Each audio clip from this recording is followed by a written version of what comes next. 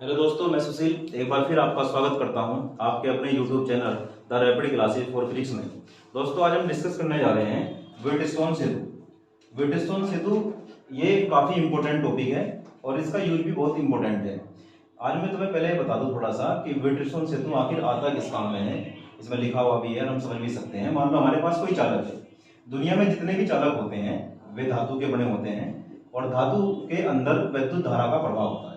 जब विद्युत धारा चालकों के अंदर बहती है तो उनके सामने एक रुकावट पैदा होती है जिसको हम कहते हैं प्रतिरोध। यानी हम ये कह सकते हैं दुनिया में जितने भी चालक है उन सबका क्या होता है, प्रतिरोध होता है।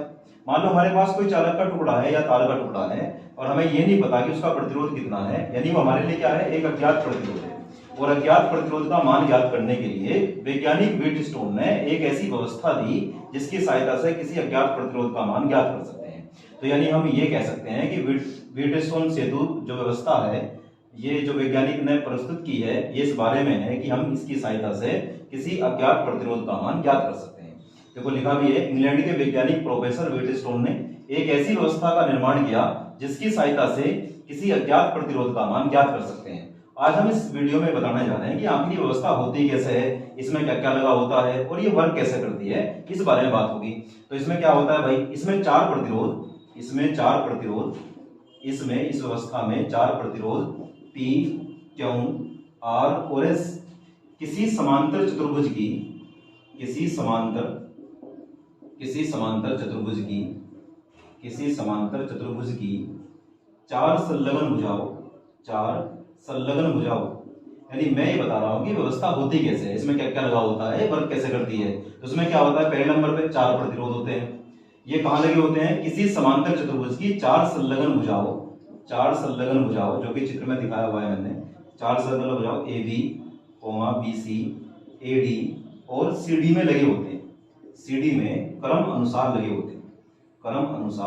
होते हैं, जैसा चित्र में भी देख सकते हैं, क्रम अनुसार लगे होते हैं। ये देखो चार प्रतिरोध P, Q, R और S, ये समांतर चतुर्भुज है। इसकी पहली भुजा AB में लगा P, दूसरी में लगा Q, तीसरी में लगा R, फिर लगा S।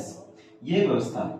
अब जो भी कोई चतुर्भुज होता है, मान लो चतुर्भुज है, इसमें विकर्ण भी होते हैं, एक विकर्ण ये होता है, एक विकर्ण ये होता है, यानी चतुर्भुज में दो विकर्ण होते हैं। तो इसने विकर्ण में क्या रखा भाई, एक विकर्ण ये है, इस विकर्ण में एक रखा धारामापी जी, एक तो रखा धारामापी जी और एक पलक कुंजी के। क्या क्या लगा भाई, विकर्ण बीडी में, इसमें विकर्ण बीडी में एक धारामापी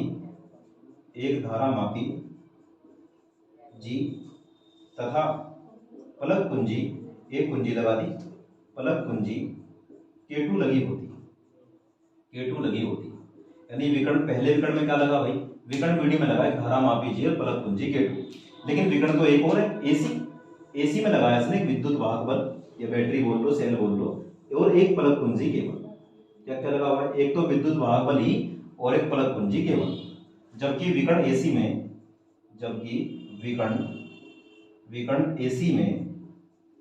एक विद्युत वाहक बल विकर्ण AC में एक विद्युत वाहक बल E तथा कुंजी केवल लगी होती। यानी अभी तक की वीडियो में जान पाए कि एक्चुअली व्हीटस्टोन सेतु किस काम आता है, किसी अज्ञात प्रतिरोध का मान ज्ञात करने के लिए काम आता है, व्यवस्था है। इसमें क्या क्या लगे होते हैं भाई, इसमें चार प्रतिरोध P, Q, R, S लगे होते हैं। कहाँ लगे होते हैं, किसी समांतर चतुर्भुज की चार संलग्न भुजाओं से लगे होते हैं, चित्र के अनुसार लगे होते हैं। और क्या लगा होता है कि जो चतुर्भुज है उसके जो दो विकर्ण है, पहले विकर्ण में गैल्वेनोमीटर धारामापी और पलक कुंजी, और दूसरे विकर्ण में एक विद्युत वाहक बली और पलक कुंजी केवल लगी होती है। अब होता क्या है, अब ये जो है R जो है इसको कहते हैं ज्ञात भुजा। हम R के मान को बदल कर इस प्रकार व्यवस्थित करते हैं कि पलक कुंजी लगाने के बाद भी धारामापी में कोई विक्षेप ना हो। यानी हम ऐसे इसको एडजस्ट करते हैं R के मान को, कि ये R के मान को बदल कर इस प्रकार एडजस्ट करते हैं कि पलक कुंजी यानी बटन ऑन करने के बाद भी धारामापी में कोई विक्षेप ना हो। क्योंकि धारामापी किसे कहते हैं, धारा मापने गए, विक्षेप क्यों कह रहा मैं, क्योंकि इसमें सुई लगी होती है, पॉइंटर लगा होता है। वो क्या करता है, अगर सुई हिली तो समझो धारा है, सुई नहीं हिली तो धारा नहीं है। हम किस प्रकार कर रहे हैं भाई, हम R के मान को बदल कर इस प्रकार एडजस्ट करने का प्रयास कर रहे हैं कि पलक कुंजी लगाने के बाद भी धारामापी में कोई विक्षेप ना हो। ये इसकी प्रक्रिया है। क्या करते हैं भाई, अब हम R के मान को बदल कर आर के मान को बदल कर इस प्रकार समायोजित करते हैं, इस प्रकार समायोजित करते हैं कि फलक कुंजी लगाने के बाद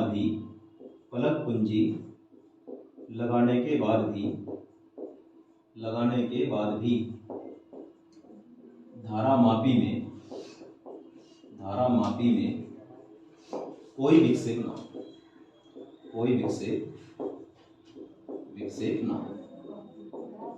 इसे क्या कहते हैं भाई? अगर ऐसी स्थिति हम पैदा कर दें, आर के मान को बदल के धारा मापी में कोई विक्षेप ना हो, तो इस स्थिति में सेतु संतुलित कहलाता है। इस स्थिति में सेतु संतुलित कहलाता है। और किसी भी या किन्हीं भी दो संलग्न भुजाओं के सेतु संतुलित होने का मतलब क्या है? उसका परिणाम ये है कि सेतु संतुलित होने से क्या होगा भाई? किन्हीं भी दो संलग्न भुजाओं के प्रतिरोधों का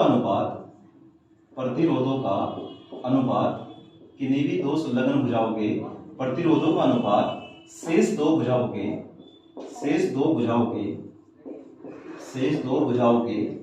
प्रतिरोधों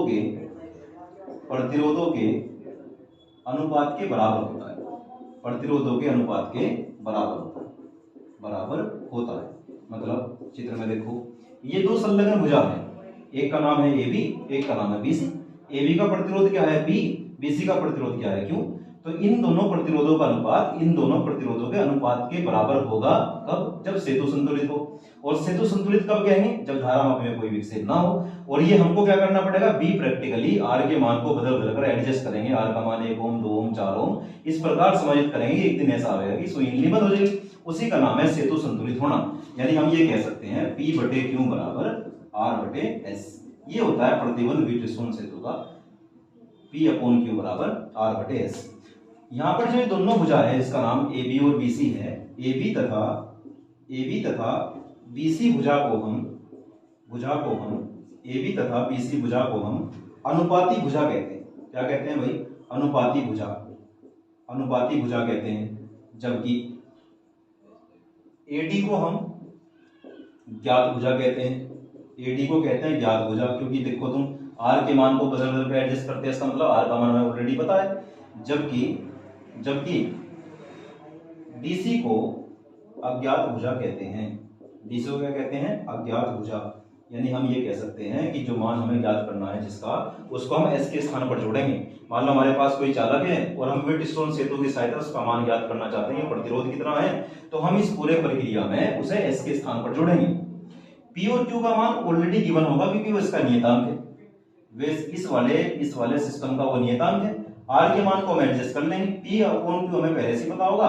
R के मान को हम बदल करके एडजस्ट करके मान ज्ञात कर लेंगे और जो फिर इस वैल्यू को पुट करेंगे यहाँ पे, तो आंसर फाइनली आ जाएगा।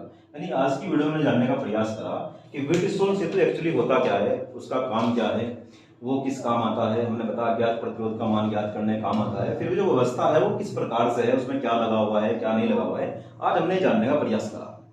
इससे अगली वीडियो में बात करेंगे कि इस फॉर्मूले की उत्पत्ति कैसे होती है, व्हीटस्टोन सेतु ने फॉर्मूला ड्राइव कैसे किया है। वो केवीएल और केसीएल की सहायता से बड़े आसानी से हो जाएगा। आज की वीडियो में बस इतना रखते हैं कि व्हीटस्टोन सेतु का इंट्रोडक्शन क्या है, काम किस लिए आता है। यहां से आगे की बात हम नेक्स्ट वीडियो में करेंगे जिसमें हम इसकी उत्पत्ति करेंगे। आज के लिए इतना ही काफी है। मिलते हैं नेक्स्ट वीडियो में। Thanks for